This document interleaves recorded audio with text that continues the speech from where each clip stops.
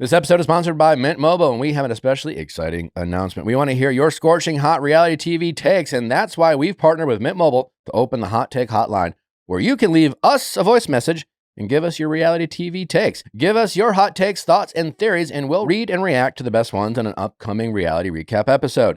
All you have to do is call 1-855-MENT-TLK, or if you prefer the numbers, that is 855-646-8855, and leave us a voicemail. Again, just call 1-855-MENT-TLK or 855-646-8855 and leave us a message. Make the switch to Mint Mobile. Get 3 months of unlimited premium wireless service for $15 a month at mintmobile.com/VIALL. That is mintmobile.com/VIALL. Upfront payment of $45 required, equivalent to $15 a month. Limited time new customer offer. For first 3 months only. Speeds may slow above 35 gigabytes on unlimited plan. Taxes and fees extra. See Mint Mobile for details.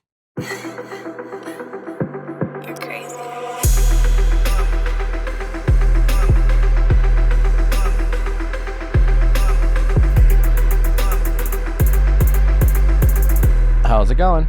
Good. How are you? Good. What's your name? I'm Ashley. How old are you, Ashley? 32. How can I help? So I dated a guy about 5 years ago, broke up just because of circumstances, mostly due to distance. We've dated other people in the last 5 years. And in between relationships, we've kind of always reached out to each other and checked in on each other to see what was going on, see our situation status. And we've always been in other relationships when the other person is single. So it kind of has always flip-flopped back and forth. Most recently, after my most recent relationship, I reached out to him. He told me he was seeing somebody and I wished him the best and I left it at that. But I've noticed lately that he's been watching my Instagram stories here and there while not following me. So kind of feels like there's some unresolved thing there. I'm not going to get involved and say anything to him. And I don't know, it just feels kind of messy and just kind of wondering like what that all could mean. So when did you meet this guy? Probably at this point, like 6 years ago. Like everything was amazing and then someone moved and you were just like, we should break up just because? No, when we met, we were so we met in my hometown. He was in town visiting friends and went back to where he was living. So he was living across the country. And we kept a relationship going for like about 1.5 years. We saw each other all the time. We would fly back and forth. Okay. And then it just kind of got to be too much to maintain. Because it wasn't just like a few hours. It was like we were across the country. No, I hear you. But so was my wife when I met her. Yeah. So, I mean, you know. It's possible. Yeah. What do you guys do for work? I'm not sure really what he does right now. I mean, if I had to guess. What was he doing? I mean, like, I guess. Like restaurant business. Uh-huh. Did you guys ever talk about closing the distance? We did. And we were both like pretty stubborn. I felt like he was more reluctant to compromising because he had a lot less to give up and I had a lot going on where I'm living. So I felt like he was expecting me to make all of the changes to accommodate him. And it kind of just left a bad taste in my mouth because I wanted him to be a little bit more understanding. Like I had my career here and my family and a house, like I own my house here. So it was a lot for me to untangle. He really didn't have anything to untangle. So that was kind of Did either of you flat out say, I want us to make it work? Did you have casual conversations that both of you were like passively asking or suggesting? Or was there like I see a future with you. I want to make this work. This isn't ideal for either of us. And like, for example, with Natalie, it wasn't a conversation. It was, if you want to be with me, you have to move here. Right. And right. She, her job at the time gave her all the flexibility to do that, but she still left her family, she still left her friends. She still moved to a place where she knew nobody. So that was still a huge ask for me, even though her job made it possible. I was pretty clear what needed to happen. Once it happened, I was also clear that like I have to go out of my way to make sure I had to recognize the sacrifice she was making and try to make it as enjoyable for her. But that being said, it was just more the conversation started by let's be together. And then as soon as we started being together, I was like, well, if we're going to do this, we need to like be in the same city. So, and then, so it was step one, decide to be together. Step two, commit to one of us moving. And, you know, you guys just have to make a decision. And then step three is whoever like is making that big sacrifice, the other person has to really go out of their way to recognize that sacrifice and make that transition as easy as possible. That all being said, those three steps, where do you feel like you guys fell short? It was probably right at that last step where we both knew we wanted to be together. We were both very much in love with each other, but it was, he really expected everything from me while offering like nothing in return in that like big life change. It was kind of just like, so did you say you need to move here? And he said no? pretty much. It was like, I don't think I can like give up like my lifestyle to like go live where you live. Cause we live in like two different kinds of climates, and he lives in like a great part of the country. I live in like, not that where I live isn't great. It's not the same, right? It's not what he's used to. He's used to snowboarding, surfing, being outside all the time. Gotcha. Where I live, it's not really like that. And why couldn't you move? It wasn't that I couldn't move. It was just like I needed some time to untangle my life here. My career was where I live. I was going into the office every day. I had to sell my house. I had to. You didn't have to sell your house. There was like a lot of moving parts for me, right? Which would have required some time. And my suggestion to him was, can you come be here with me while I untangle all of this and find a new job where you are? And it wasn't even like he was willing to do that. So that was kind of the... But that doesn't make, to be honest, make much sense. For him to come here? If the long-term plan was for you to move, and I'm saying there's no right or wrong, right? Like someone just has to, if two people are like, hey, we want to be together, and for us to be together, one of us has to make the move. Yeah. You have to like weigh all the variables and decide as a couple where that is going to be, right? So if you're saying, well, all right, I may have had more going on here, my house, my career, my job, whatever, but that being said, where he lives is really cool. It is definitely appealing to me. People who aren't familiar with this part of the country, moving it could just be a drain on their like emotional, whatever. You know, like, you know, I'm from Wisconsin, but like someone from, let's say, Florida, moving to Wisconsin might be like a bigger just adjustment for them, where it's just like, all right, I have a house here, and yeah, I've laid my roots here, and I got a job here, but I can get a job anywhere. And honestly, like living in, you know, I don't know, Denver sounds kind of fun or whatever. So again, there's no right or wrong how you guys make a decision, but if that was your guys' decision, it definitely doesn't make sense in the meantime for get him to move to you is like proof that he's willing to like do something for you while you kind of unravel your life. Yeah. Just because then you're like back in the Oregon Trail days, like, or just honestly like immigrants, right? Like sometimes someone in the family, tends to be the father, right, would move to the country that the family is going to migrate to and get a job and get things settled and lay their roots down, so to speak. And then he'll bring the rest of his family when everything's situated. But in that kind of mindset, if you guys are moving to his city, he should be like settling you guys, you know, up there. It would be harder on you both for him to move to you for 6 months or 12 months or whatever, and then both of you to move back. Yeah. Just like logistically, I feel like that's impractical. You're right, but he also wasn't settled, and he wasn't making plans to be settled. He was living, you know, with like 3 roommates. A bit, all the more reason why he should, you know what I'm saying? Like that could have been a conversation. It could have been, yeah. All right, well, listen, I want to be with you, and let's say Denver, right? Like just for the sake of, and like Denver, I think I like your city. I don't want to ask you to move to Topeka, Kansas or whatever. So I'm going to move to Denver. But if you're going to do that, like, obviously I'm not going to move in with your roommates. Like I'm making this huge sacrifice. I'm going to sell my house, but like, what does our life look like together? And let's start our life together. And so you guys, you could have flown out, you know, to Denver every so often. You could have gone apartment shopping. Hell, you could have been house shopping. maybe you buy a house in the city. I don't know. You could have, again, got an apartment for a couple of years while you house shopped, whatever. He could have led that search.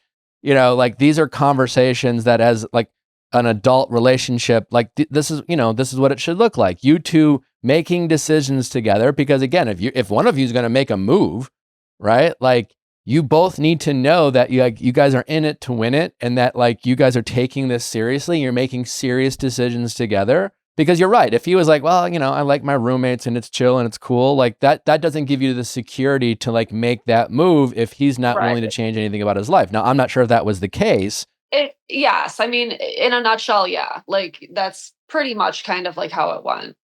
Okay. Well, listen, if that's the case, I guess back to your original question is our choices matter, and we make choices, and we have to live with those choices. And sometimes, this is a choice you made, he made, you made together, but those choices mattered in the context of the potential of your relationship.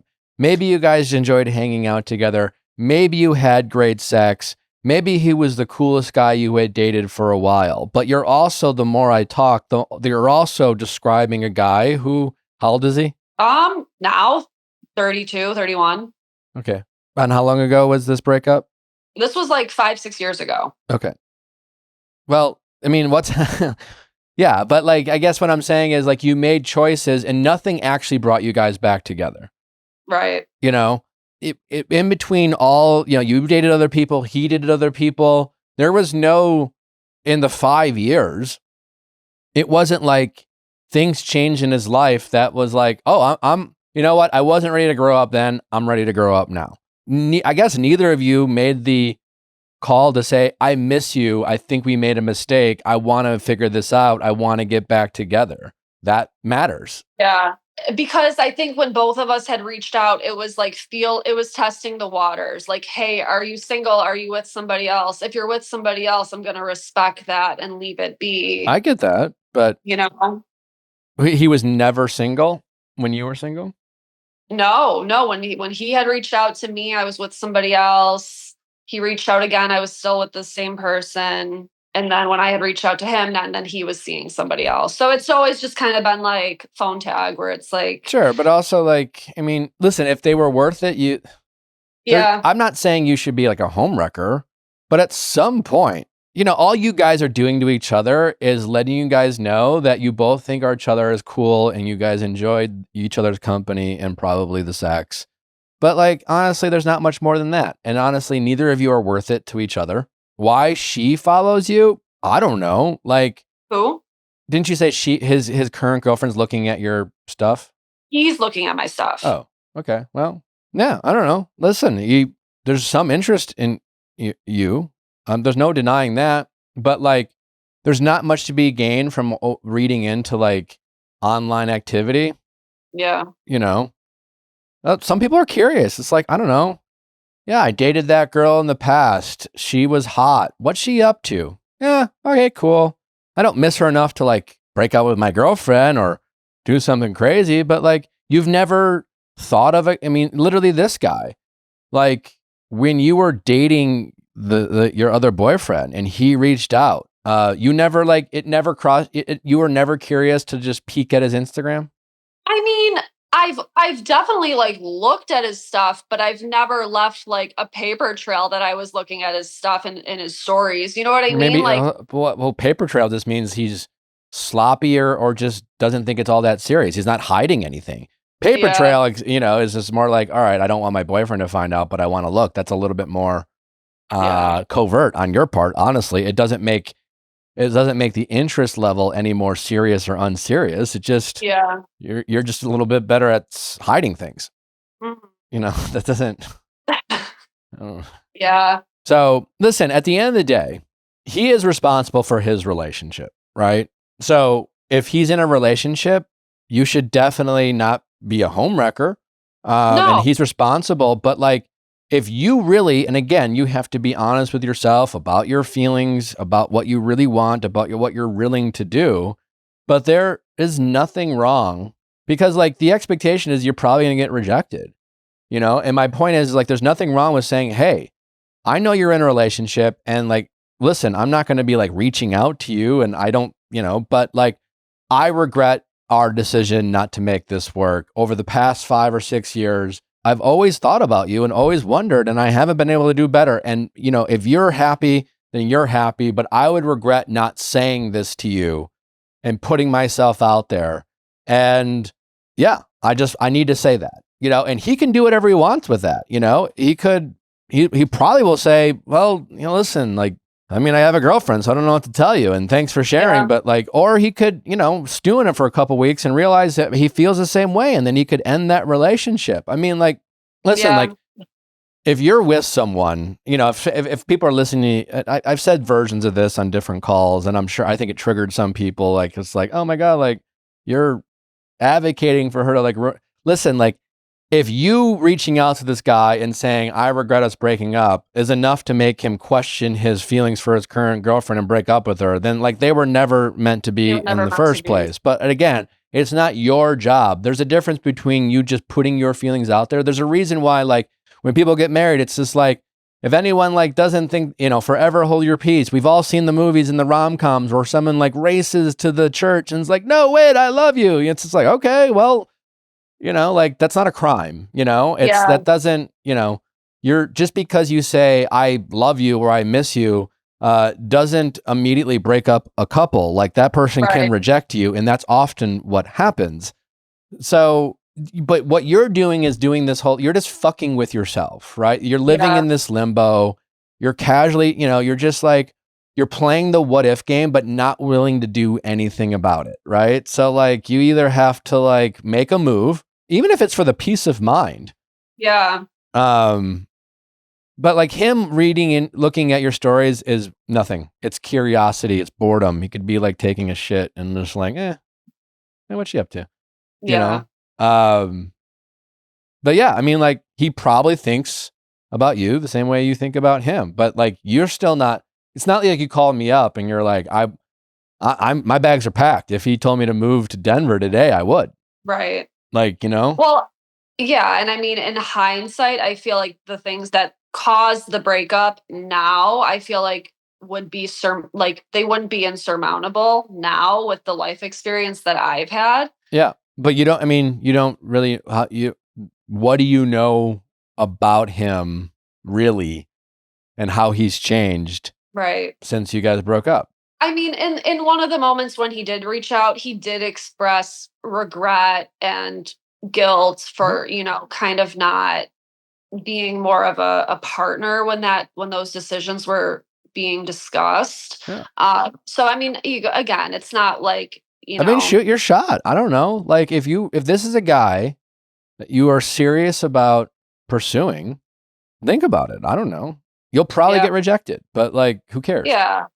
Yeah, no, I know. You either have to like shoot your shot or accept the fact that like this narrative you have in your head is that we only broke up for distance, I think is a false narrative. Right? You broke up because like you were in different stages of your life. You broke up because like he just was, he was still playing the roommate game and like honestly like liked having a girlfriend but wasn't really looking at settling down as a 27-year-old, and you were, like those are reasons why you broke up. You are watering down the reasons, which makes it harder for you to move on because you've created this narrative in your head that like nothing broke you up other than distance. And again, like I said before, like, plenty of people make it work and you guys, for whatever reason, didn't make it work. And that matters.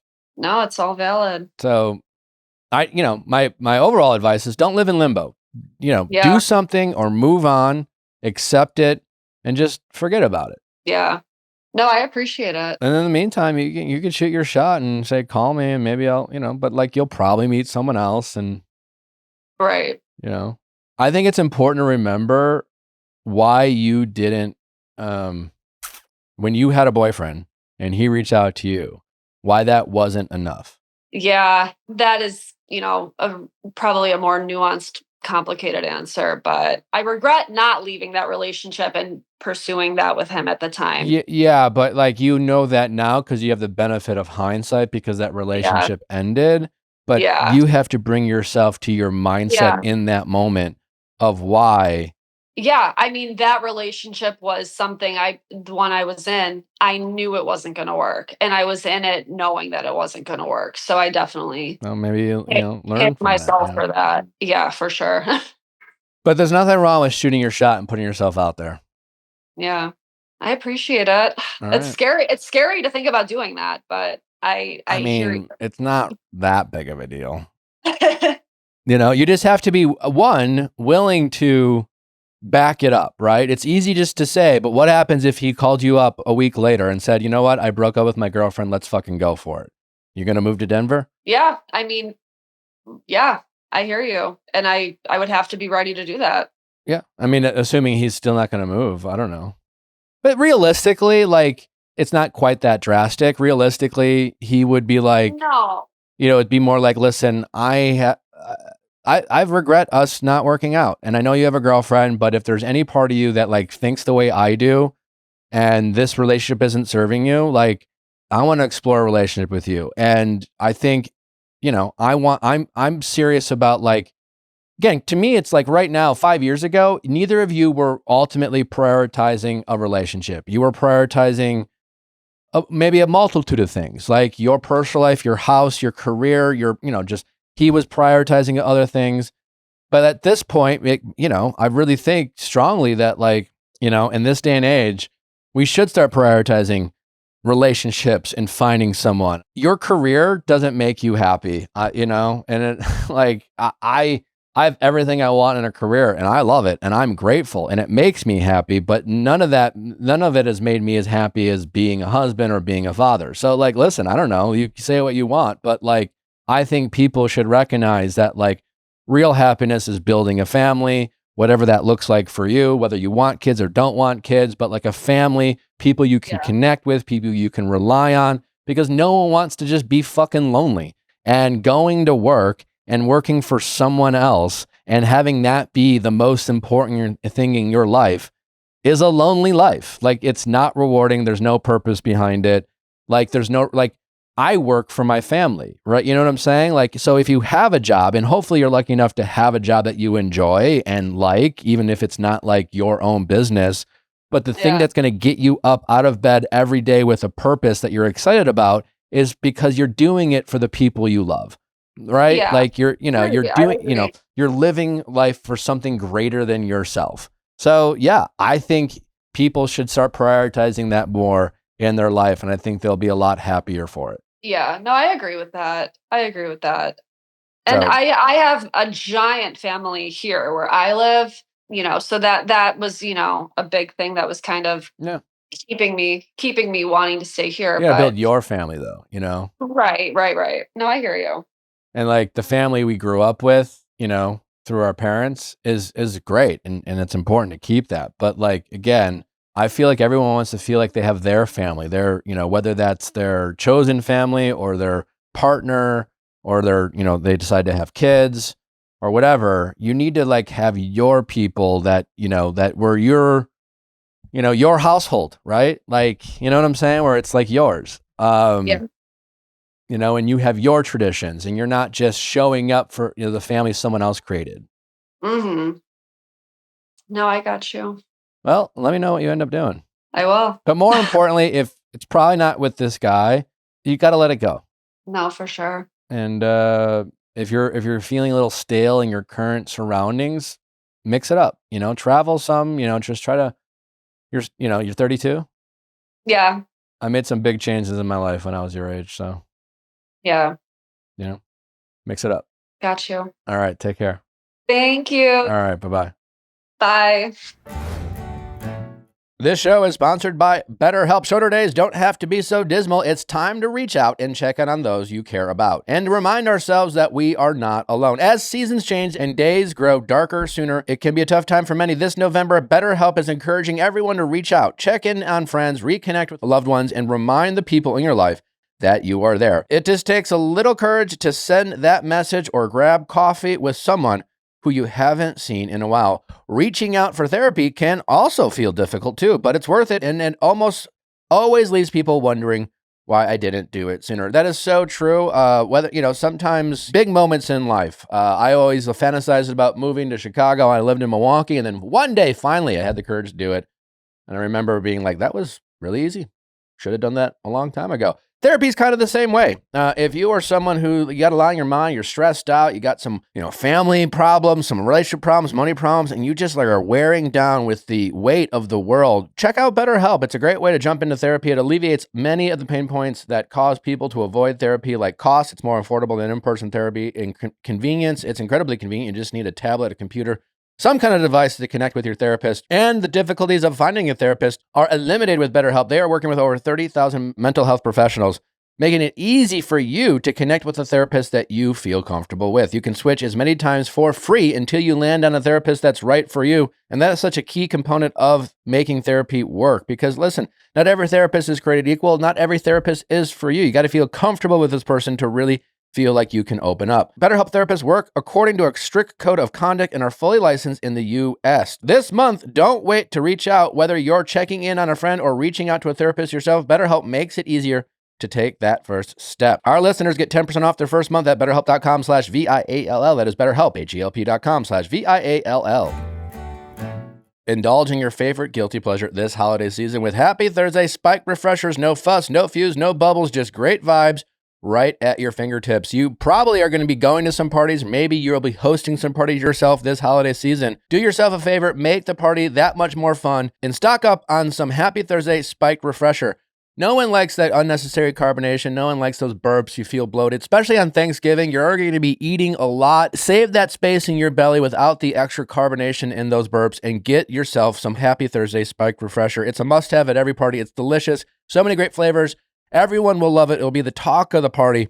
If you are going to the party, bring your guests some Happy Thursday Spike Refresher. If you're hosting a party, make sure you're stocking up because everyone will appreciate it. You can make some amazing cocktails with Happy Thursday Spike Refresher. Choose your favorite liquor and mix it with a Happy Thursday Spike Refresher. And I promise you, it will be delicious. You can make so many delicious cocktails and use that Happy Thursday as a delicious mixture. You will be thrilled that you did. All their flavors are great. Strawberry, pineapple star fruit, raspberry dragon fruit, and mango passion fruit. Hard to pick a favorite. They're all delicious, and they will be great at your next holiday party. So if you are feeling thirsty this holiday season, have a Happy Thursday. To find out more or to find a Happy Thursday near you, visit drinkhappythursday.com/VIALL. That is drinkhappythursday.com/VIALL. Celebrate responsibly. Non-carbonated, naturally flavored with other natural flavors. 21 plus, contains alcohol. 2025 Molson Coors Beverage Company, Milwaukee, Wisconsin beer. The holidays are just around the corner, and you know what that means. It's time to get your home ready, whether it's making sure you have enough seating for everyone, picking up fun new serveware and cookware, or decking the halls with holiday decor. Wayfair has you covered. And right now, you can get up to 70% off during Wayfair's Black Friday sale. Plus, you can sit back and relax. With Wayfair's fast and easy shipping, everything comes right to your house just in time for the holidays. As y'all know, I have been decorating for the holidays for months now, and thank God I have, because Wayfair has had everything that I've been looking for in stock, easy shipping, and even on the big stuff, they help set it up. If you're looking for bedding, bath basics, kids' rooms, home decor, inflatables, kitchen essentials, living room refresh, whatever it is you're looking for, Wayfair has it. They have a huge selection of home goods, everything you need for your living room, outdoor areas, bedrooms, and more. Wayfair is the go-to destination for everything home, no matter your style or budget. And you can earn rewards to get the best savings in the neighborhood with Wayfair's new loyalty program. 5% back on every item across Wayfair's family of brands, free shipping, member-only sales, and more. Terms apply. Don't miss out on early Black Friday deals. Head to wayfair.com now to shop Wayfair's Black Friday deals for up to 70% off. That's WAYFAIR.com. Sale ends December 7th. How's it going? That's okay. What's your name? Mary. Hi, Mary. How old are you? I'm 35. How can I help? So I'm dating this amazing guy, but his past is ruining my friendships. All right. If he's so amazing, then tell me about his past and why that's ruining your friendships. Well, his past is like very highly stigmatized. So just like the wording of it will automatically trigger a lot of people. Okay. But then I know some of the details of it. And in my opinion, it doesn't really like clash with my own moral values. Gotcha. What can you share with me the thing that is triggering?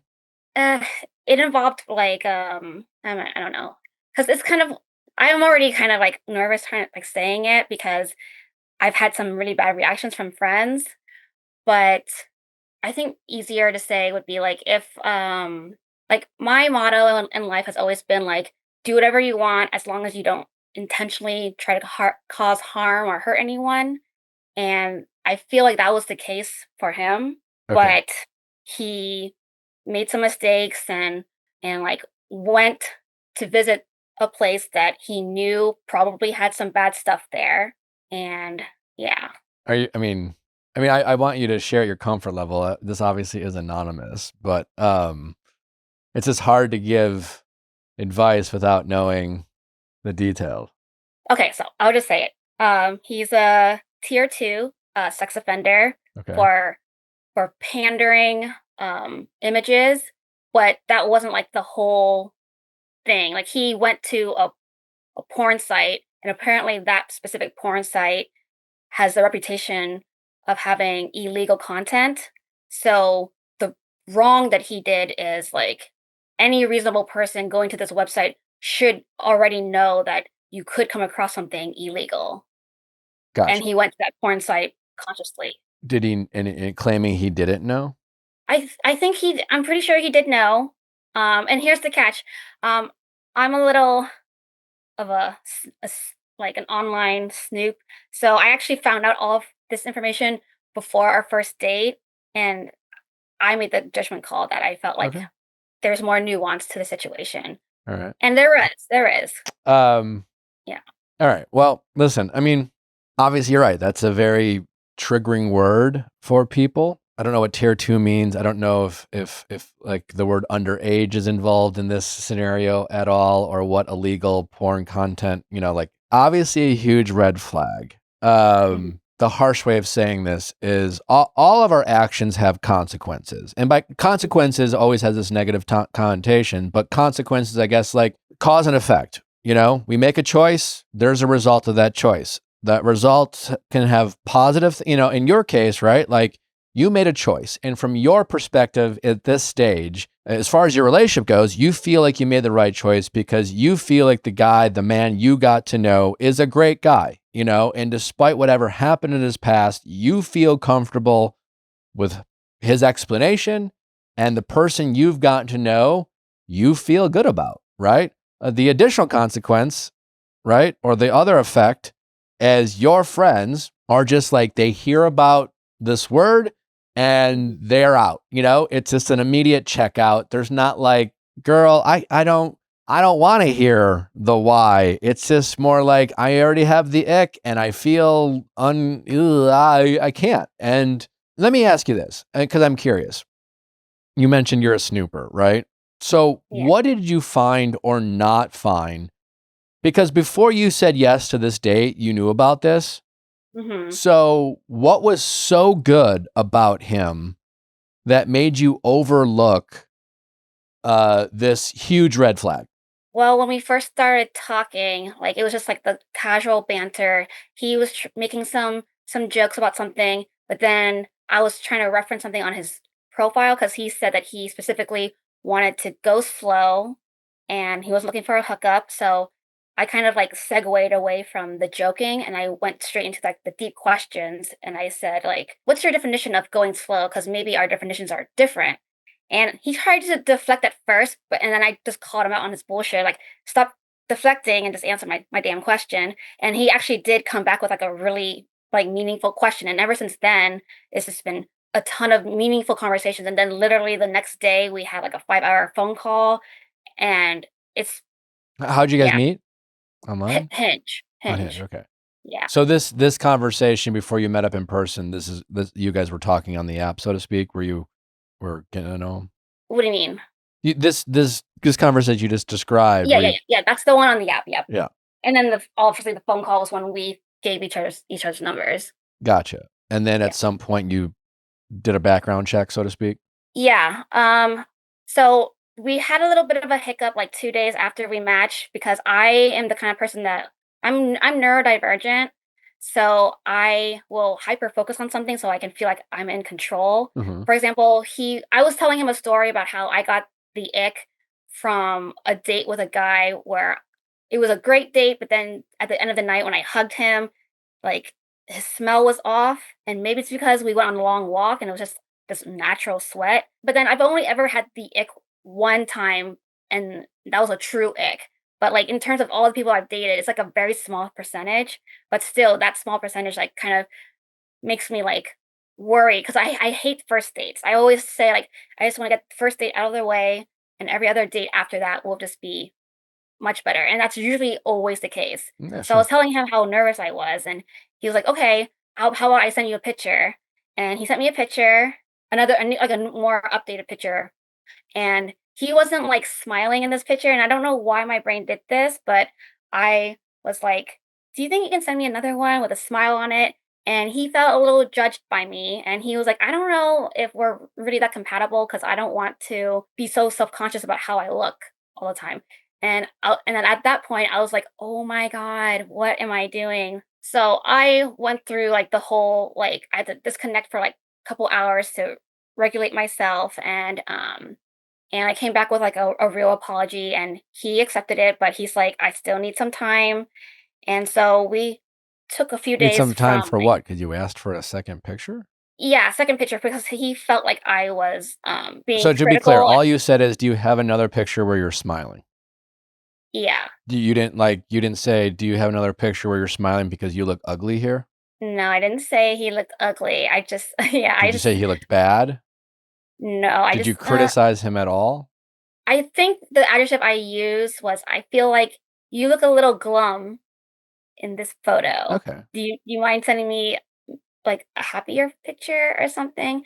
And Okay. he felt like I was like being a little critical, and then he started to worry that maybe I my standards are too high in terms of like does he have to like always overthink about how he presents himself to me because I'm already asking a question about how his smile or his face is. I So mean, I don't think what you said is all that bad.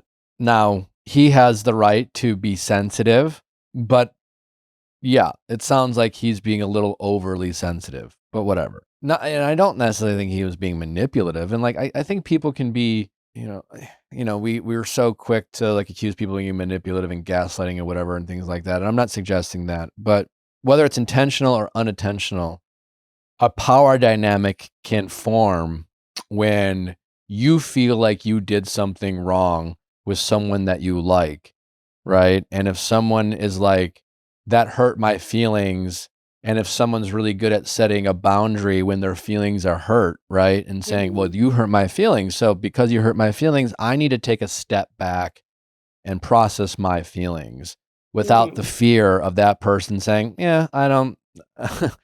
Okay, I'm out. You know what I'm saying? Like, so that power, that confidence in setting that boundary creates a power dynamic, right? It's like we like to chase, right? So and when I say power dynamic, I mean these little subtle moments early in dating where one person decides, "Oh, I like you," and the other person's like unsure. Well, the unsure person has a little bit more power because the other person's like, "I've already decided and I like you, and so now I feel like I need to prove it to you."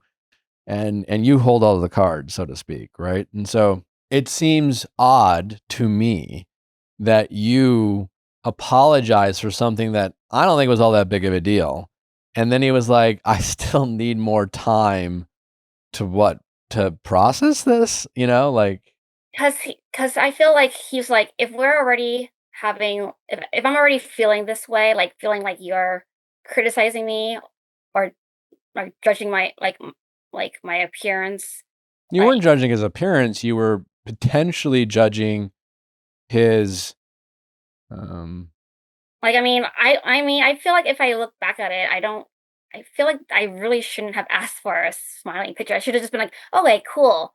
That's what he I looks think, like. well, listen, like, I don't, you mentioned you're neurodivergent. I don't know. Maybe you have a tendency of saying things that come across as a little direct or rude at times. And maybe that for some people can find it offensive, whatever. On the scale or the spectrum, pun intended, of whether this was rude for you, I think it was a 1 out of 10. Like it's just like, and listen, I know what it's like for people to come up to me and be like, why aren't you having fun? Smile more. And it's annoying to me.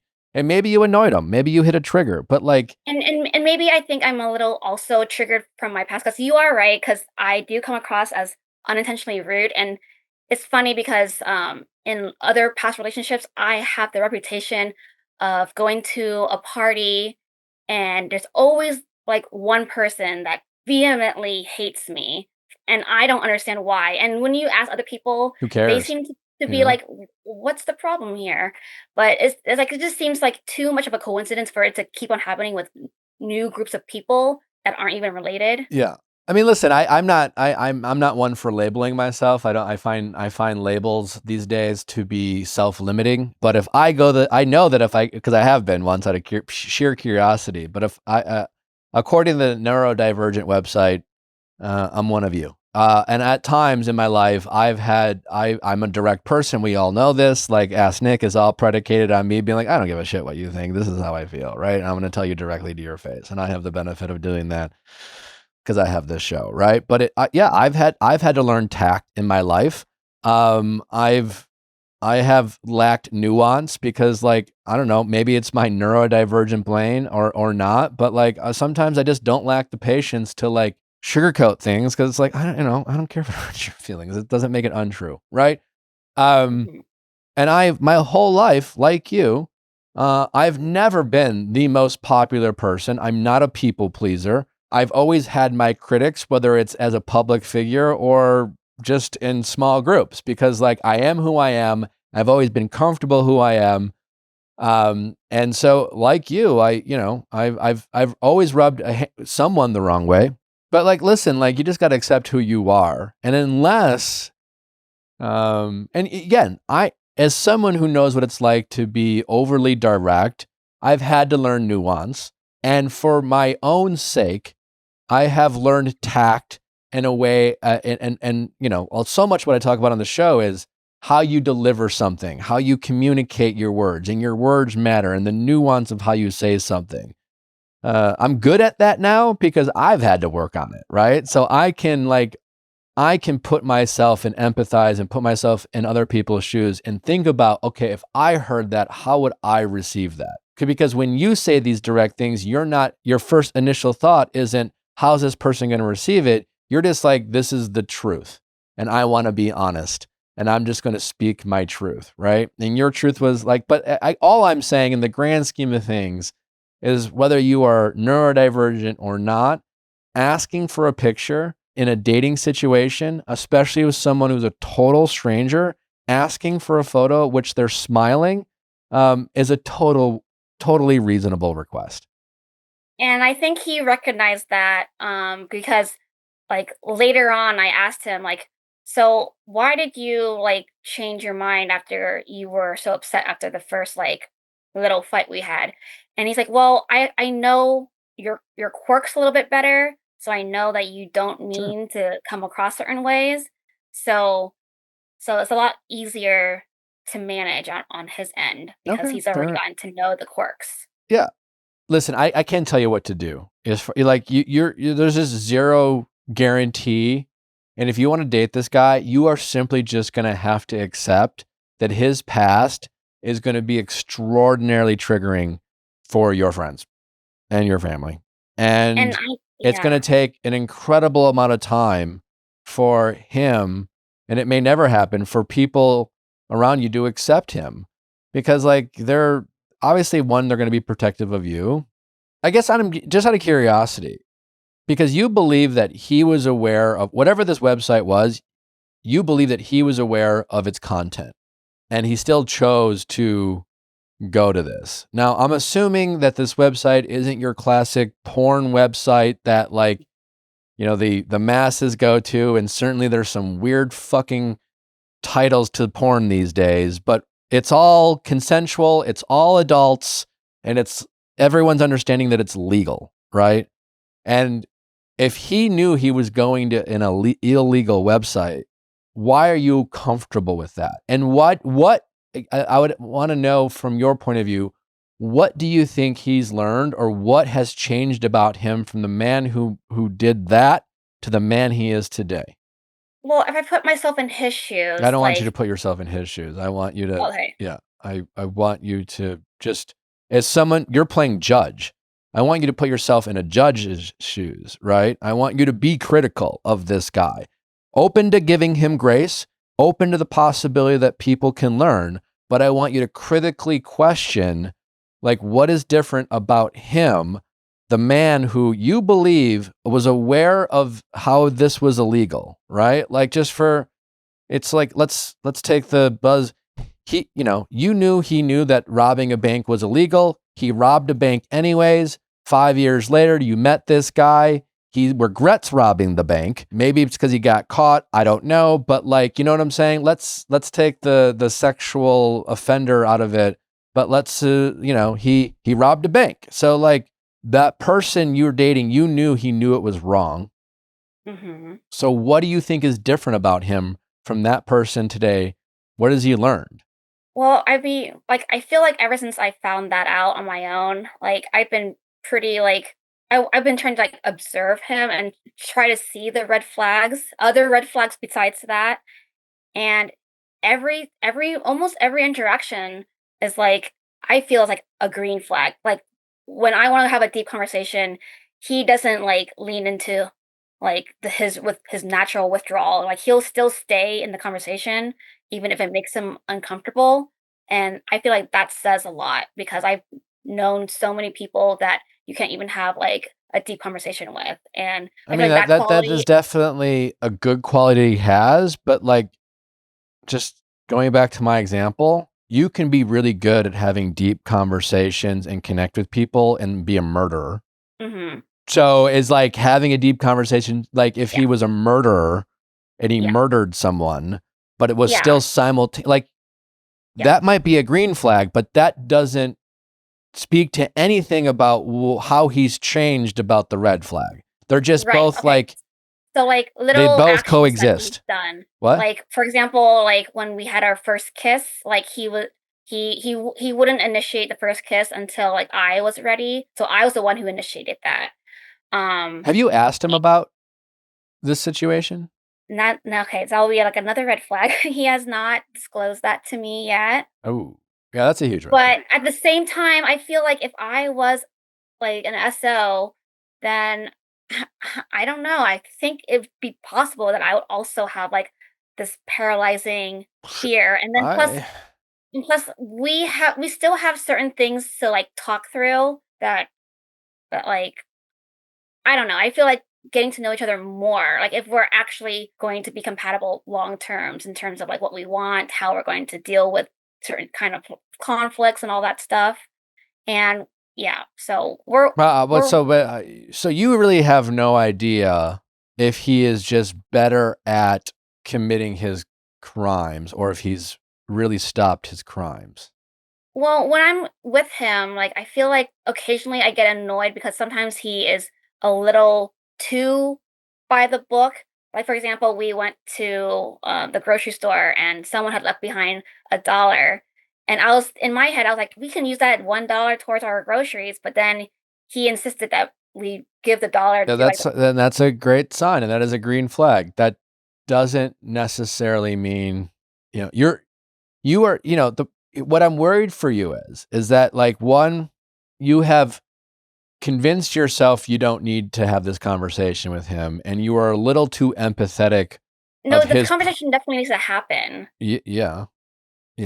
But I won't come. I'm not going to commit to him or anything. I'm still getting to know him. That's Okay. how Well, we both feel. I'm glad you're there on that and not all in.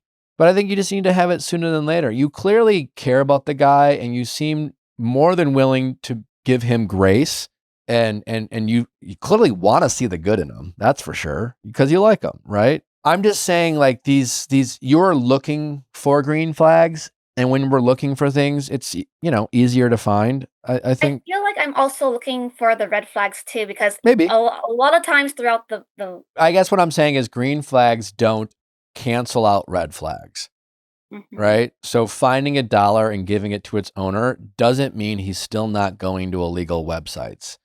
That's all I'm saying. Maybe he's so by the book because he has this one dark secret maybe not. Or maybe he's truly like worked on himself and he was like, I don't know why I did that, but I've definitely been working on myself and I've been in extensive therapy to really understand why I did what I did. And listen, it's something I'm gonna have to live with for the rest of my life and I truly regret it. And if you don't want to be with me, I'll understand. But like, I am not that man anymore. And he really wants to own what he did wrong, so much so that he really is fighting against other people to stop them from perpetuating the same crime. You know what I'm saying? Like like it could be that, he definitely, I'm not saying, but like, you don't know. And all I'm saying is being kind to waiters or returning dollar bills or paying the 10 cents for a plastic bag if you lived in California where a lot of people are like, yeah, I don't care. I'm not paying that because it's like on the honor system doesn't mean he's not doing this stuff, And so adding up all these green flags don't really give you any insight into this one big red flag that you're aware of that he doesn't know that you're aware of. Serial killers have had families and kids and have been able to hide that, right? I'm not saying he's that. I'm just simply saying, you get my point of the green flags don't cancel out the red flags. I think what I'm struggling with, like, if I was like, if I had a secret like that, like, how would people expect me to find love? Like, I would disclose it, and maybe if that person like accepts me, but then their friends don't I mean, accept me. I don't know. That's a consequence he has to live with, but it's not your job to like, you're not his savior. You know what I'm saying? It's Yeah. not like, well, he'll never find love if it's not for me. So I have to, And I don't think I'm trying to. I really don't think I'm trying to like prove a point to myself. Like, oh, I can be the one that can like well, appreciate and that's good. love I'm just him for saying who like he is. there's, But yeah. I'm glad that you're a type of person who wants to see the good in people. And I'm glad that you're capable of offering people grace and empathy, but you still have to be willing to like ask the tough questions, hold them accountable and go from there. You clearly are willing to see the good in this guy. So you also just need to hear it from the horse's mouth and ask him direct questions and then think about those answers and how you feel about his answers and whether his answers actually make sense. And do you feel comfortable that this is a man who's truly contrite and really changed and he's safe for you to continue to change or not, right? But you are clearly willing to do that. So the question you keep asking is, well, how is he going to find love? I mean, like find love is, well, one is meet someone like you, and two, actually have made the appropriate changes in his life, right? And for most people will never give him the time of a day or accept what he did. But that's them, right? This is your life. You can do what you want. You're an adult. People can change. It's rare, but it's not impossible. And if you're willing to be someone who's willing to be open-minded to look past his past, you still need to know that your future is safe and that he has made the appropriate changes and he is not the man that made those terrible choices. Yeah, and like in the best case scenario, like I honestly feel like he is all those things. I really feel like he doesn't even care to look at porn. I mean, But even you like, have to, that's not something you should be assuming or guessing or yeah. just simply following your gut.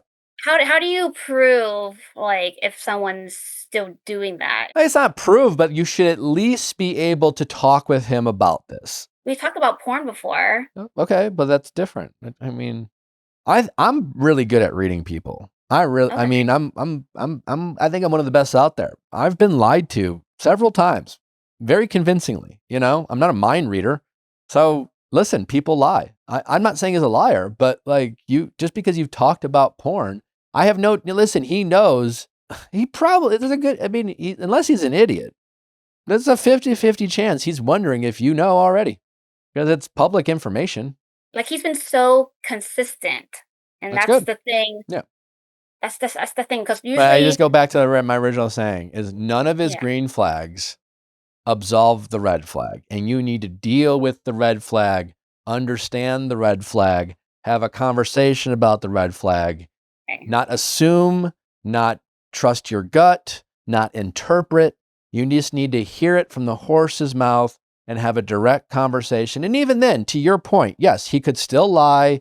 You're not going to track his, internet history or whatever, but you need to hear it from him. You need to see his body language. You need to look him in the face.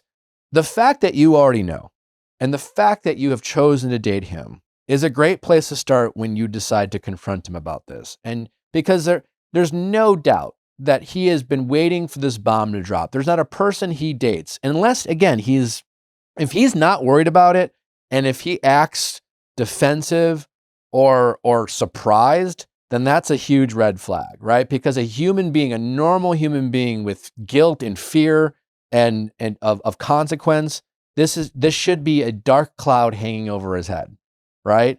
The fact that you already know, you could sit him down and say, hey, listen, first of all, I want you to know that since our first date, I've already known this. And I've really wanted to get to know you, the person. But I do want to talk about the fact that you are a registered sex offender. Am I also kind of like because if I was from his perspective, like if someone told me like, you've already known this whole time, why didn't you tell me you knew this already? Listen, I don't know how he's going to, that would honestly make me feel a little safer. I'm the problem in that equation too, because maybe I should have already told him from the very first. I honestly, no. I mean, listen, I think as your friend, you should have brought it up. And I think you've put yourself at risk by not addressing this already, right? But that's me as your friend. From his point of view, honestly, I think that information would make him feel safer, because that tells me that like she's already known, she's already accepted me, she's already given me a chance. She already said yes to a date when she could have said no, right? And you could say, well, because I wanted to see, you could say, I believe people can change, and I really liked a lot about you, and I liked our conversations, and I was open to the possibility that that this was something from your past that like you've worked through and regret, but I do want to talk about it because I still want to understand that part of your life, and I want to make sure that that's in your past. But you already knowing and already saying yes to a date tells him that you're willing to accept him. That should make him feel safer. What I'm assuming, afraid of is that you don't know. And he's like, when do I tell her? How do I tell her? Do I not tell her? It's a bit of a you need to address the fact that like he hasn't told you. And you can say, well, I wanted to see how you would bring this up to me, because I might be open-minded to see you, but like it was your responsibility to tell me, because it's your responsibility to disclose information that like it could affect my life. Even if he was set up, he has the right to disclose that to you, because even for like you dating someone who's a registered sex offender has put your relationships with your friends at risk. Even that, right? You know what I'm saying? There are consequences to actions, and he just has to deal with that. Yeah. And the fact that he's not dealing with that is a red flag. Yeah. And I feel like if I was, because I feel like I still have more to get to know about him as a person. This shouldn't be the last thing you get to know. You don't want to fall in love with this guy and then address it. I think you've gotten to know him enough to know that there's something there. You like the potential. You like a lot of things about him, but like it's time to have this conversation. Okay. And you not having it is you being too afraid to do it and putting yourself at risk. I've kind of like subtly like alluded to like that the topic of disclosure, where I was like, well, I had an ex that was an alcoholic, but then the whole time we were dating, he didn't drink a lot, but then after we became official, he started drinking a ton and blacking out, and I felt like I should have been aware of that before committing myself to him, and then I was already too emotionally deep in the relationship that it was hard to leave, and I stayed too long. And his response to that is that like before I commit to anyone, like if I had something like that, I would bring that up, because why would I want to be in a relationship if they couldn't accept all of me? So you could call him on his bluff, and you could say, hey, how long you guys been talking? like next week will be like 6 months. 6 months?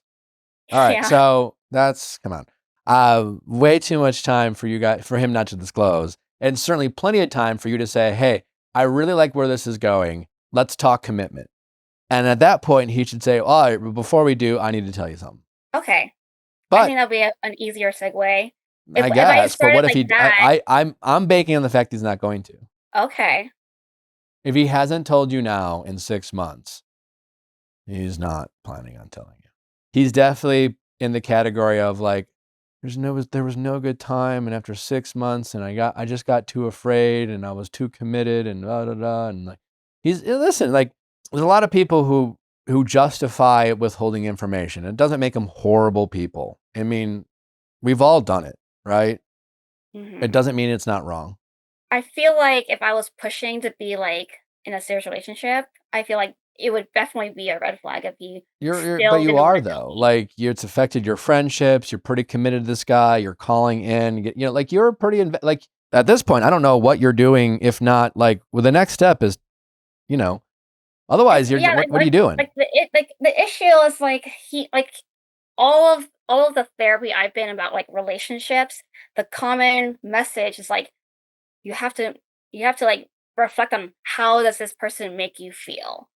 Like not what he does for you, but how does he make you feel? And Yeah, overall, but there are definite. That's not the only thing. Our feelings aren't always correct. Our feelings are often temporary. Our feelings are often influenced by other variables. And you've heard me say this, like, how does he make you feel? How do they make you feel? Because so many times I talk to people who don't ask themselves that. They're not considering that. They've been in relationships where they're miserable for years. That's why I say that. But it is not a catch-all, and it is not the golden rule, and it is not the absolute, and it doesn't mean that that you ignore other red flags. all right, and like say that like the conversation goes well, and then I tell him like I like where this is going. I want to talk about commitment, and then he tells me everything, and everything is just like a wonderful relationship. But then at the same time, like there's like the common like wisdom out there saying like no guy is worth losing all your friends for. So even if he is Well, quote unquote I like would disagree with that. I mean, really, that's surprising. well, in the concept that I think, I said this to our last caller, and maybe it's because I'm in my like dad husband era, but like, if your friends are your chosen family and you want to grow old with your friends and your friends want to grow old with you and they're not looking to settle down with other people or start family of your own, then sure. But like, I think true happiness comes from like building your family and having your people, right? And maybe it is a group of friends who grow old together and you guys are your support system. But for most people, it's finding a partner, it's starting a family. And if that's something you want for yourself, then yeah, I don't want you to have to sacrifice your friends. But if it, when you say for the right guy, maybe your friends are shitty. Maybe your friends are selfish. At some point, most friends end up getting married and having kids and lives get busy. And it's not that you give up your friends. You just like see them twice a year. And before you used to see them 5 days a week. And so for the right person, yeah, like, friendships aren't the priority. It's, building a life with someone because, for me and for most people, that's where people find true joy and purpose and happiness. It's not for work, if we're not from work or superficial accolades. Those are all temporary and fleeting. But like, when you die, a lot of people are going to reflect on the life they built with someone and the children they created, or it's not going to be some job you had when you were 40 or 30. Not for everyone, but like for most people, you know what I'm saying? So again, I'm speaking in like hyperbolic terms right now, but I guess my point is like, listen, like you have you need to have a conversation with this guy. And then, as far as your friends, you're just going to really have to decide whether this guy's worth it. You might lose some friends along the way, right? But if you're right about him, right? And then it comes down to whether you're right or wrong about him, right? If he really is contrite, if he's really changed, if he really is a good guy, and he really made a mistake that he has had a huge wake up call and is safe to be around, and doesn't hurt others and is really contrite, then like you will make other friends. Some friends will come around, some friends will, and it'll work itself out. But you have to be right. And when you have this conversation with him, you can't look to breeze through it, and you can't look to like make this an easy conversation with him. You have to like really be discerning. You have to be willing to ask follow-up questions, even if that makes him uncomfortable. And he has to be willing to not get defensive. And he should be incredibly thankful that you already knew and you were willing to get to know him. And you're having this conversation for the purposes that you are excited about what you learned so far, and you want to, and you hope to continue this relationship, but you really need to understand about his past, why he hasn't disclosed it yet, and is this something that's truly in his past? All right. I hear that. I feel like I'm still still stuck on the whole friendship thing because I keep my friendship group like really small. Like I really only have 3 best friends. So if one friend rejects me, that's like 33% of my friends. Like just Listen, you should trust your friends. I would hear your friends out. I would hear their concerns. But one of the things, like, okay, so only like one of the friends I told the whole truth to because she's like she's my most emotionally safe friend. Okay. And she was like, I need to have a boundary, like I will support your happiness. I don't really support the decision to date this guy. And at first, her boundary was like, I don't ever want to meet him. I can't be associated with him because of work and personal life and whatnot. But then, like several months later, she kind of like softened a little bit, and she like reasoned that, oh well, she was just really stressed with work, so she just was really harsh. And she said that if this is the guy for you, then I will like be involved in like the important moments of your guys' life or whatnot. And the other 2 friends, I didn't tell them the whole big picture. I just said that he has something in his past. And the one friend who's like really easygoing, she's like, don't bring it up if you're not gonna like tell the whole thing. And so she was annoyed. She got a point. Your friends just want you to be safe. And also they want to be safe if they're going to be around a guy who, and you have to make sure this guy you're bringing around other people is safe, Yeah, and then in the beginning, I was really struggling with like the ethics and morals, like what do I owe people, and I think I maybe realized it a little late, but I feel like now it's his story. I shouldn't be. Well, there's a reason why sex offenders are registered, because people have a right to know who these people are. Mm-hmm. So, okay. Now, again, I'm not. But then also, I'm not. But I'm not. I shouldn't be responsible for fencing that. Like, if we're gonna be serious, and my friends want to know the big picture, it should come from him, right? Because I shouldn't be holding. I mean, listen, I don't know. You're right. It's a nuanced conversation, and I don't know. But I think back to the heart of our conversation, you don't have the answers you need to even make these determinations yet, right? Because while your gut tells you he's a good guy and you've had a lot of green flags, you haven't been willing to have the conversation you need to have. And it's long overdue. You've been hanging out with him for 6 months, and all these other what if and scenarios and thought studies and thought experiments you're having in your head about like woulda, shoulda, coulda, done I don't know. None of that really matters. You just need to have the goddamn conversation with him. And you need to do it. And you need to stop making excuses and justifying why you haven't and kicking the can down the road. And you just need to have it.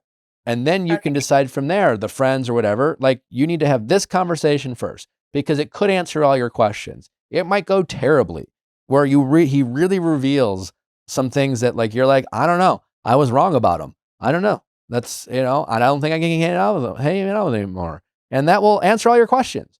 But that's the information you need to figure out first. And then if you get all the answers you want, it's a great conversation and you feel safe and comfortable and you think, you know what, I really think he's a good guy, then you can start figuring out the friends. And the answer is like, yeah, it's going to be some version of these friends.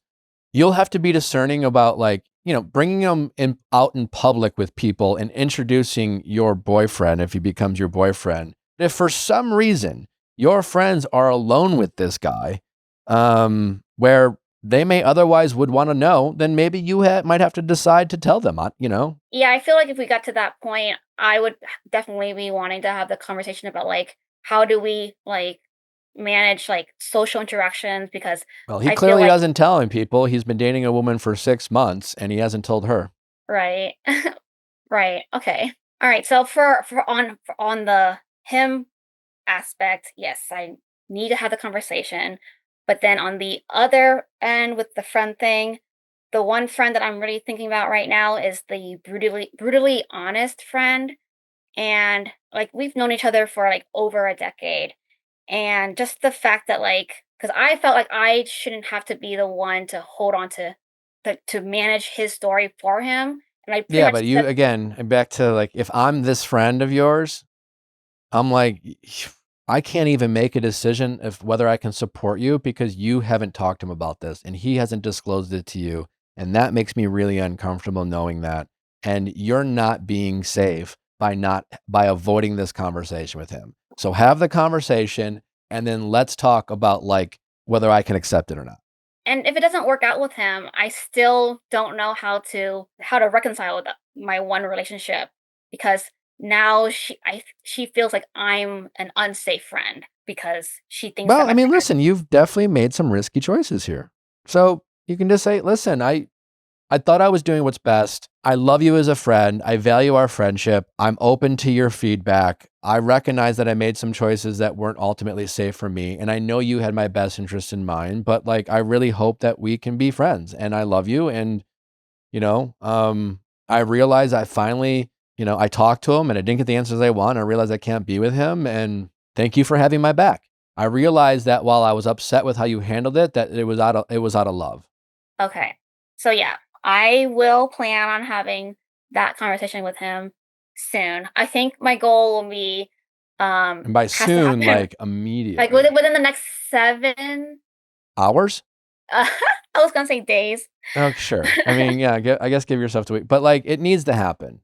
Yeah. And like there's no good time to have a tough conversation. All right. I say that all the time. Right. 7 days won't feel any different than it today. When you rip off the Band-Aid or jump in the frozen pool, you just have to do it because it's always going to hurt. It's always going to be uncomfortable. It's always something you're just going to have to push through. Right. Hmm. Like you don't get more mentally ready to jump in the ice cold water. You just actually have the guts to jump. Okay. All right. And then for like my peace of mind going into the conversation, like since this is nuanced, that's basically implies this is not like a black and white situation, because most people would say this is a very black and white and you have to like cut ties immediately, Yeah. And ghost they him wouldn't or be whatever. wrong. Everyone's different. But again, like, Because I don't know, like, is there like a universal truth that like he is not like like people with that label shouldn't you should not give them a chance? Like, I feel like that's kind of like the universal truth that I've I been don't know. hearing. I mean, like, this is kind of a crazy example, but one of the most popular movies out there is Shawshank Redemption. I bring it up because one of the main characters, are you familiar with the movie? Yeah. Morgan Freeman's character, right? Like he was a murderer. He murdered someone in his early 20s, but the man you got to know throughout the movie was this like contrite and this good person and this great friend. And, years went by where he regretted taking another man's life. Like that is possible. And when we watch Shawshank Redemption, the vast majority of people aren't watching it and being like, what is Andy Dufresne doing? He's friends with a murderer. Fuck that guy. That's crazy. Unforgivable, black or white. No one's thinking that. You know what I'm saying? We all have empathy. We all are accepting that this man has changed and that he is safe and that while terrible what he did, that like this is a different person. It is possible. It's just rare. And we have to be willing to really hold these people accountable and be willing to find out that we were wrong, that they haven't changed, that they're not safe. You have to be willing to do that. And up to this point, you haven't been willing to do that. Yep, you're right. And I knew that. I knew that. And I feel like I was trying to like figure out all the other aspects before doing it. Yeah, that's just you kicking the can. Part of me felt like me having to be the one to bring it up would be the ultimate like red flag deal breaker, because part of me feels like the integrity piece of it. Like I feel like his integrity is still like intact. 'Cause he still has the opportunity to like. I mean, he hasn't told you. His integrity is not intact, and Okay. you're acting like it's your responsibility to bring it up because you knew. Like you gave him grace. You were willing to get to know the man without bringing it up and making it the center of a relationship. That's grace. You gave him grace. If he can't see that, then I think you should peace out. If he, just the last bit of advice before I let you go, and I do have to go. If you tell him that you've known and he tries to flip that around on you and make you feel guilty for not telling you, then you should run, because that's him gaslighting you. And that's not him recognizing the obvious thing, which is you gave him grace. You were willing to be open-minded. He's the one who is in the wrong for not telling you. He has kept the secret. You've kept no secret. You were just willing to be open-minded. But I kept the secret that I knew already. I don't care. It's not your responsibility to tell him. It was his responsibility to tell you. It's his secret, not yours. And worst case scenario, and he does try to like flip it back and make me the problem, what would a good response to him be? No, I mean, I think I don't think we should hang out anymore. Best of luck. Goodbye. That's it. Okay. Yeah. You don't, like, if he's the type of I just want to make sure he's not good at flipping it around, being, gaslighting, manipulative, like trying to, again, that would be a huge thing to watch out for. Okay. If he tries to make you feel bad for not telling him and flipping that around, I would run. I would immediately run. And at that point, there's no chance of I don't think so. There's like no coming back. There's no coming back. Like there's no amount of being sorry for. I just think that's given the stakes and given the circumstances, that is just, that's not a man who's learned. It really, you're right. It's nothing really to do with what he did, but is showing you that this is a person who is very quick to get on the defensive. And instead of just owning his mistakes, he blames you. He's gaslighting you. So like that wouldn't tell me a guy who's made such a horrible mistake that he did has really done, that tells you so much about someone's ability to take accountability and ownership for their mistakes. Mm-hmm. And to me, that would say that everything you've seen before, the dollar, is always just performative bullshit to mask the person who he really is. And it doesn't matter that like during previous conflicts that he took accountability during those conflicts. Again, no. Because we need to have a conversation. Because he should just be like, well, he could say, yeah, I guess I wish you would have told me, but like more, but I should have told you. It's my I'm sorry for not telling you, and thank you for giving me grace, especially when you explain yourself. There's just no version where you did something wrong. It's not your secret. It's his secret. You were waiting for him to see if he would tell you. You were trying to find out, is this a guy I can trust? Is he going to disclose something he needs to disclose to me? All right. Okay. If he tries to turn that around on you, then he is not, then that is so revealing. Okay. All right. I think I can stick with that. One last thing. Due to my neurodivergence, I feel like in-person confrontation is uncomfortable. I think you need to do it in person. Okay. Gotta do it in person. Don't sell yourself short. You can work through discomfort. If you can work through this, you can work through that, right? Don't sell yourself short. All right. So don't allow myself to be tempted to have this conversation over the phone. I have to resist that temptation, right? Yeah. I mean, listen, have it however you need to have it. But if you want to do it because you want to hear his body language, you need to really know that you can trust this person, and you need to really get all the variables. Okay. Yeah. All right. Gotcha. All right. Good information. Okay. All right. Thanks for the call. I appreciate you. Thank you. Please let me know how this goes. Yes, I will. All right. I'll talk to you soon. All right. Bye-bye. Bye. The temps are dropping and comfort food is calling. Lately, we've been living on cozy soups and baked dishes, and our Caraway cookware makes it all effortless. Even heating, no sticking, and cleanup takes seconds. Cozy meals taste better when your cookware keeps up. Check out Caraway for non-toxic, non-stick perfection this season. Talk about a great gift to give somebody that you love this holiday season. There is nothing better than Caraway. From their butcher blocks made of thick, premium wooden surfaces crafted with walnut and maple wood, ensuring a plastic-free cutting surface that's as beautiful as it is durable and doubles as decor, to their mini utensils crafted with premium birch wood that are compact, easy to store, and perfect for everyday tasks. The average adult unknowingly consumes over 150,000 plastic particles every year. Over 70% of cooking and baking pans sold in America are coated with PTFEs. Microwaving plastic for 3 minutes can release over 4 million microplastics. So do the right thing for you and your family and switch to Caraway. The holidays are closer than ever, so get their gift or yours in time. Visit carawayhome.com/VIALL10 to take advantage of this limited time offer for up to 20% off your next purchase. Again, that's carawayhome.com/VIALL10 to get new kitchenware before the holidays. Caraway, non-toxic cookware made modern.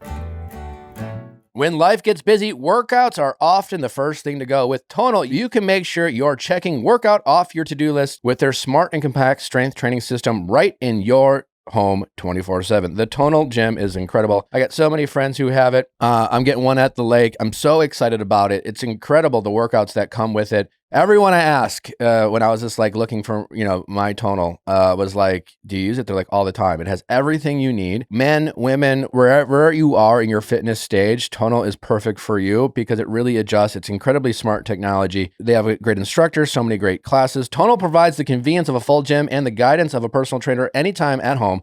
With one sleek system designed to reduce your mental load, Tonal is the ultimate strength training, helping you focus less on workout planning and more on getting results. That's what I love it for. So I don't have time to think of a good workout. There's so many great workouts that will kick your butt in a short period of time. You can get in, get out. No more wasting time going to the gym, changing, all those things.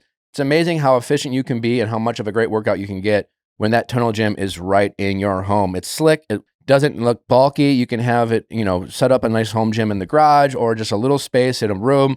It's incredibly convenient. It looks great. It doesn't have, so many home gyms are bulky and take up a lot of space. Not the Tonal gym. Tonal is the ultimate strength training system, a full gym's worth of equipment, coaching, and expert personal trainers on demand 24/7 in your home. Black Friday preview is on. For a limited time, Tonal is offering our listeners $1,000 off your Tonal 2 purchase. That's Tonal.com for $1,000 off your purchase. Tonal.com for $1,000 off.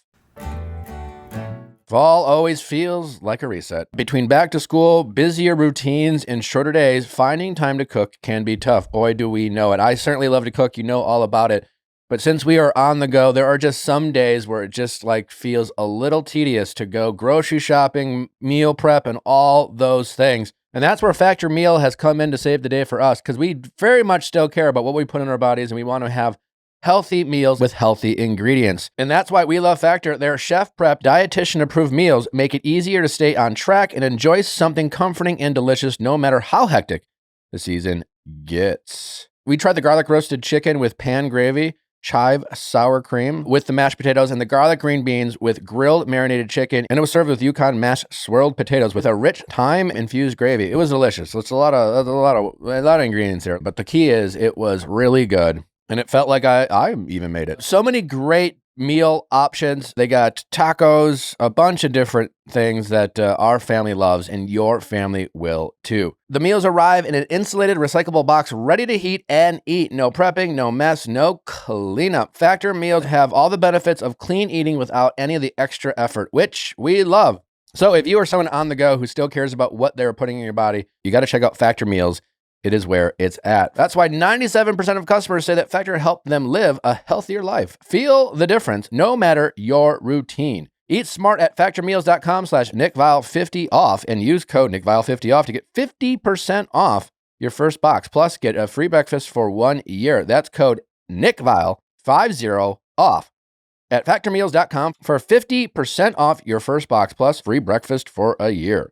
Get delicious, ready-to-eat meals delivered with Factor. Offer only valid for new Factor customers with code and qualifying auto-renewing subscription purchase. How's it going? Good. How are you? Good. What's your name? I'm Jen. I'm 36, and I'm wondering if I should give my ex-best friend another chance. Does your ex-best friend date a sex offender? I'm just kidding. That was her last one. No. Oh, God, really? All right, tell me about why this friend's an ex and why you're considering reuniting. Okay, so we were best friends from age 4, preschool, through elementary school, middle school, high school, and college, even though we went to 2 separate high schools and colleges, through a little bit of early adulthood too, post college as well. Um, and we were like as close as best friends could be who have known each other for that long. The entire time, though, she's been a little flaky, not a little flaky, a lot flaky, like hard to make plans with, won't commit to specific plans, will say she's going to be somewhere and then bails last minute. So she's unreliable. Correct. So same behavior from when she was a child through like when we were last close in like early adulthood. And I was never willing to like cut her off prior to when I actually did because it was so much history in there that I couldn't imagine not having her in my life anymore. And I was like, oh, she's my best friend. Like, this is how she is. I can't just like cut her off. But then, like, in early adulthood, after college, I started working, I started like meeting new types of people. And then I was like, I don't like really need someone like this in my life anymore. And this doesn't align with like, who I want to hang out with anymore. So basically, we kind of just like slow ghosted each other a little bit. Like, she still lives in my hometown and lived there in my early adulthood. And I moved to the bigger city by where we live. Yeah, eventually, when I just like was over it, we just kind of stopped communicating eventually. Okay. And so why are you thinking about bringing this person back into the fold? So this past weekend, I was back in my hometown. It was my mom's birthday, and we needed to kill some time before meeting up with my mom. So we went to the mall, and I was like, I just like hate going anywhere in my hometown for the possibility of like seeing like school people that I don't really feel like making small talk with. And I was like, oh, I hope like I don't run into her, but like I did run into her. And she was with her 3-year-old daughter and her husband, and I was with my husband. And yeah, I mean, we made some small talk, and she has a daughter now. I'm pregnant with my first child due in January. Congrats. So thank you. So we reconnected over that a little bit, kind of just talked about like pregnancy and parenting and stuff. And she had said, like, at the end of the conversation, like, oh, I would love to reconnect. Because also she had asked like if I was planning to still stay in my big city or like move back close to our hometown. And I said, I'm planning to move back close to our hometown because my mom's still there. My husband's mom is still there. He's from like around the same area too. So we wanted to do that maybe after our kid is born. And so she was like, oh, like if you're going to be back in our hometown, we should reconnect. And, I've heard this before, like she's tried to reconnect other times in life as well. And I just end up disappointed because she'll like flake out if we like make another plan to meet up or whatnot. So why am I giving this another chance now? I'd like to think that like, she's also 36 as well. We've lived some life. She has a daughter now. I'd like to think that she's like learned a little bit in this time we've been apart, but okay. Maybe not. And well, here's what I think. I think there's a middle ground. Yeah. Let's just focus on what you can control. And let's focus on your choices in you and not focus on her, right? Yeah. Even if it's for the selfish reasons that you are about to be a mom and she is a mom. And when, I'm super happy for you, starting a family. Thank you. But your life's about to change. You know this. You don't need me saying this to you, but like you don't even realize you're just going to make decisions differently.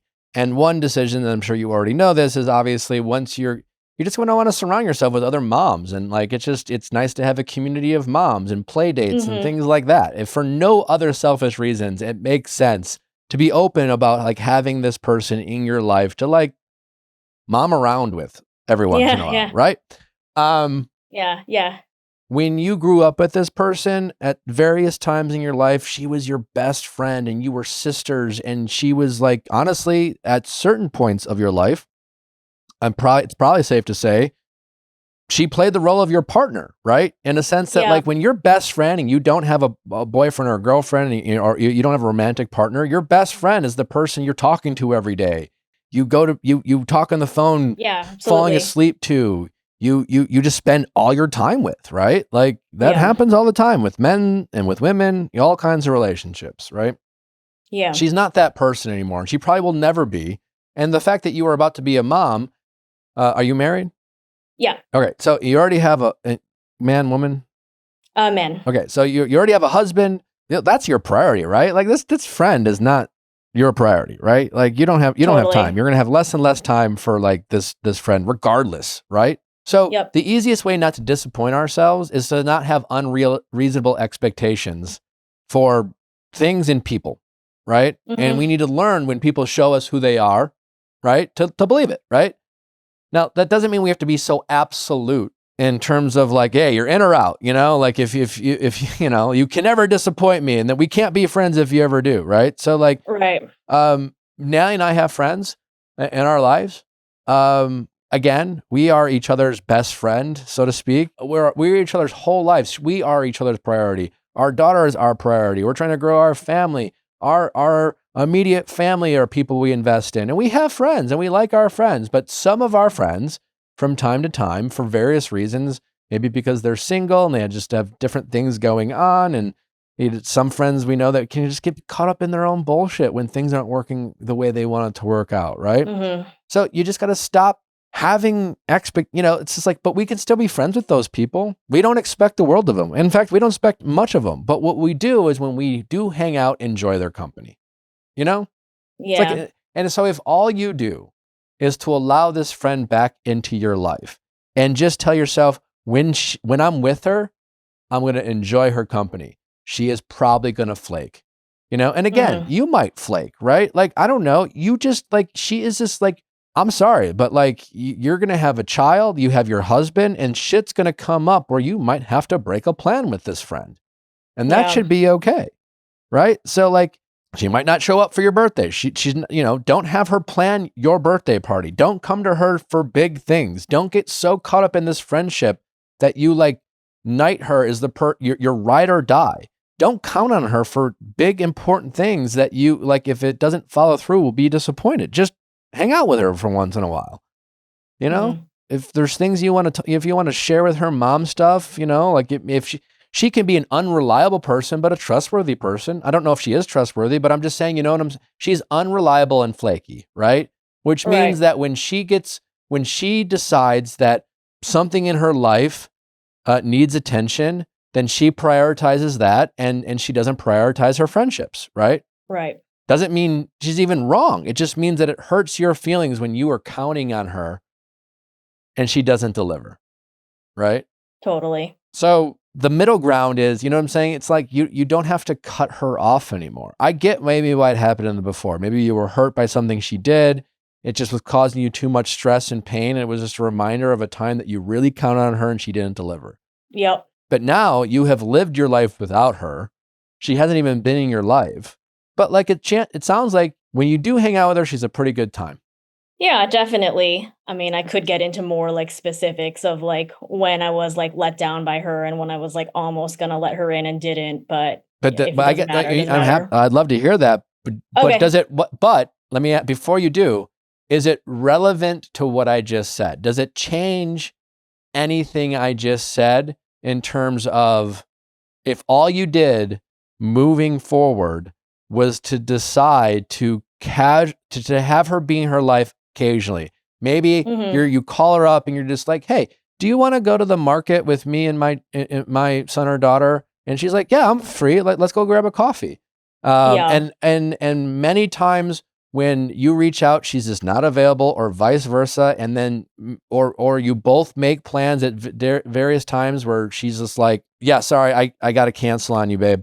And you're like, yeah, cool, whatever. And you never ask her and you never count on her for like something you really need, where you need this person to follow through. Like you just don't. You've accepted that this is a person who's really disappointed you, really dropped the ball, really left you hanging. So you're just never going to count on that person to do that? Does if what you're about, if what you're about to tell me doesn't really change all that, then Yeah, no, it kind of doesn't. Like, I would give you like examples of like when like I was like counting on her and she didn't follow through, yeah, but all it's like taught me is like that's not the person you count on for the big there you stuff go. and to follow And through. So, you started this, like, well, she's older now. Let's assume she hasn't changed. mhm. Do you have people in your life that you can count on for big things? Yeah, totally. Right? Do you don't need her for that. You're not considering letting her back in because you ran out of people to count on. And you're hoping that she's learned because you really need her to, you really need someone you can count on. That's not why you're bringing her back in for the occasional hang. Yeah. I guess like I just wonder what that kind of friendship looks like because we've never been like casual friends before. It's been like ride or dies to nothing. So, Well, yeah, but I don't like you're not know. 16 anymore. You're not 22. You're 36. well, yeah, but now you're about to be a mom. You guys have other priorities. That was a different time. You had different things going on. Neither of you had families. Sure. Yeah. So set boundaries, healthy relationships have healthy boundaries. And it's your job to set healthy boundaries. Like, and again, this is only assuming you're worrying about like the scenario in which she was just like starts obsessively calling you every day and demanding that you guys hang out every day, and then like says, hey, you got this big thing. Let me do it. Count on me. I don't ask someone else to do it, and then you're like, I guess. And then she don't, that's probably not going to happen. But if it does happen, you can just say, I got my mom or I got my other friend, maybe it gets to the point you guys get closer and you have a heart to heart. And she's like, why did we fall apart? And you're just like, well, you just really kind of left me hanging and really, it hurt my feelings. But like, I moved, I kind of got over that. And I just really like having you in my life the way you're in my life right now. And it's been, I'm glad I get to enjoy your company from time to time. Again, like as someone who's about to be a mom and you have a husband and you have your family, like that's where all your energy should go. And when it comes to our friends, we are lucky to maintain those friends who can like pop in and pop out. Like what my best friend that I've known since like, I don't know, childhood. He's a Cubs fan. I'm a Brewers fan. Like we text once yesterday because they're playing against each other. Like they came up to see the lake house. I hadn't seen him in over a year.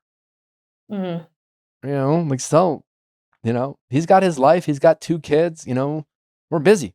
Yeah. So if that's all she is, that I think that would work. Well, what do you suggest if like we do like start getting closer and I can kind of feel us like creeping back into like the lifelong friends we were once before, that's going to like make me put my guard up. Who is she replacing then? There is no one to replace because I don't like have any friends in my life to that degree who's like known me throughout many different but who are the phases. people in your life that you count on for important things? Yeah, like my husband, and I have a close group of friends that my husband and I share. So them. So yeah. I guess I'm just saying you were worried about a scenario that quite frankly, I don't see why it needs to ever like happen. Yeah. Because this is about your friend who disappointed you. This will only happen if you have expectations of this person that you shouldn't have. So as long as you don't have those expectations, and as long as you don't replace the people who are currently in your life that you go to for important things and start giving her that role, then you have nothing to worry about. Okay. So that's like, it's completely in your court. You have all the power here. If she gets weird about like demanding that like she comes to you instead of her husband or instead of your group of friends that you would otherwise go to, then you can, again, just set a boundary. Just be like, listen, I'm good. If she gets weird, you can just stop. You've already stopped being her friends with once. You can be stopped being friends with her again. Yeah, totally. Is that helpful? Yeah. I feel like you're still kind of like you're worried. Like what does she have some sort of power over you? No, it's just like, knowing like what kind of friends we used to be and like bringing that back into my life. And I'm definitely taking in what you're saying about how she doesn't need to be that kind of friend anymore. And it can be like you a also more have a casual completely thing. different life. Make no mistake, like if you didn't have a falling out, it would be weird for her to be a wife and a mom and you to be a wife and a mom and your relationship not change. Yeah. The other thing too is like, I guess we didn't have a technical falling out. I didn't like the person she was becoming and want to keep that kind of person. She certainly noticed that you guys stopped hanging out too. Yeah. Yeah, I mean, she probably has like her side of it too, of like why she didn't keep up with me either. Like maybe I changed. And it probably isn't more than anything than like she got busy and she became a mom and a wife and just like life happened. Mm-hmm. And you are comparing a friendship of when you guys were teenagers and in your early 20s and you had nothing but each other to like a life now where you have so many other more meaningful things that are such a bigger priority than this friendship. Mm-hmm. And even if there wasn't a falling out, your relationship would have drastically changed to the point where like you would rarely talk and hang out even less. But it doesn't mean you like aren't friends. It just means you're grown up. Yeah, totally. Okay. All right. Hopefully this was helpful. I think so. I feel like this wasn't so meaty and juicy. I can give you like more if you want. No, I think this was great. I mean, listen, this show is in the like certainly love the meaty juicy stories, but it's more interpersonal relationships are hard to navigate, and like you have demonstrated, like we bring in baggage and hurt feelings, and we often, whether it's a romantic relationship, a parent-child relationship, or a friendship, we often prioritize the wrong things, and we often like have the wrong point of view about how we see things because we're emotionally invested, because there are scars, because there's hurt feelings.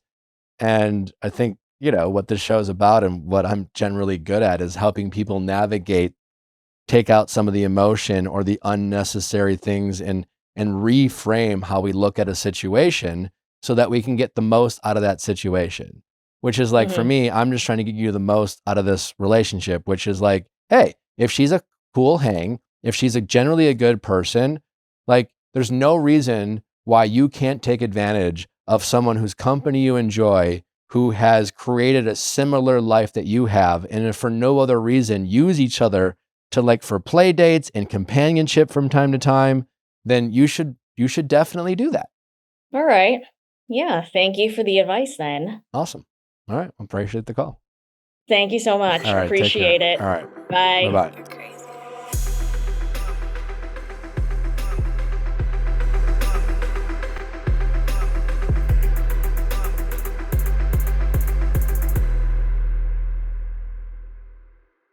Hey guys, if you loved what you listened to, make sure you hit that subscribe button below. Thanks for listening. We'll see you next time.